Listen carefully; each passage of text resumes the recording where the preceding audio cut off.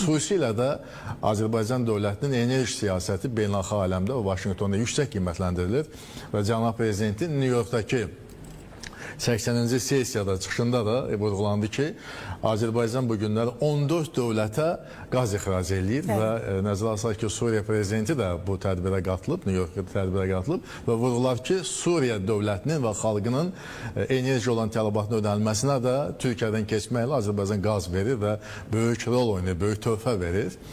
Və bu günləri həm də cənab prezident vurğular ki, Azərbaycan yaşıl enerji sahəsində böyük potensialı var və biz 5 il sonra 2030-cu ilə qədər ölkəmizin enerji balansında yaşıl enerjinin payını, yəni günəş, sonra külək və su elektrik stansiyalarından gələn payı 40%-ə qaldırmağı hədəfləmişik.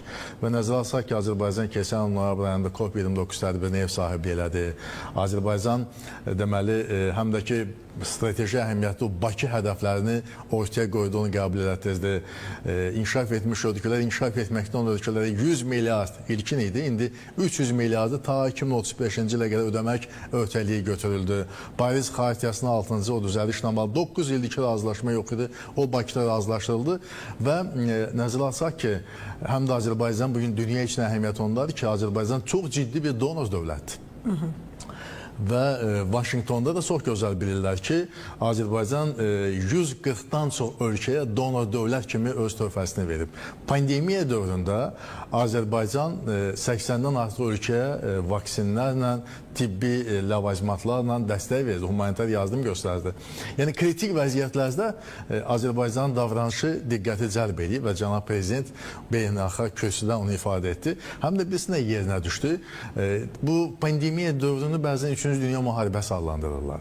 Onunla mübarizədə öndə olmalı idi həmin o BMT Təhlükəsizlik Şurasının daimi üzvləri. Amma fikir verdiniz, Azərbaycan məsuliyyəti üzərinə götürdü, qoşulmama hərəkatının lideri olaraq bu rolu ortaya qoydu və BMT Baş Assambleyasının xüsusi sessiyasını bu məqsədlə keçirdi. Həm də vaksin millətçiliyinə qarşı mübarizəni ortaya qoydu və ciddi nəticələr əldə etdi. Yəni, xüsusi dönəmlərdə, dünya əhəmiyyətli xüsusi dönəmlərdə Azərbaycan heç kiçik və orta səviyyəli deyil. Azərbaycan böyük dövlət kimi bir potensial ortaya qoydu. Böyük dövlətlərin hətta etmədiyini etdi. Bunu kim etdi? Azərbaycan prezidenti cənab İlham Əliyev.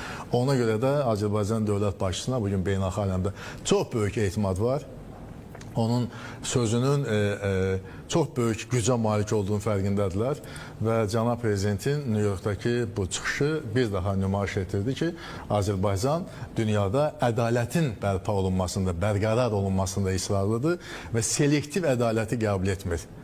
Bizim yanaşmamız belədir və cənab prezident bu sözlərlə də New Yorkdakı bu strateji əhəmiyyətli çıxışını yekunlaşdırdı.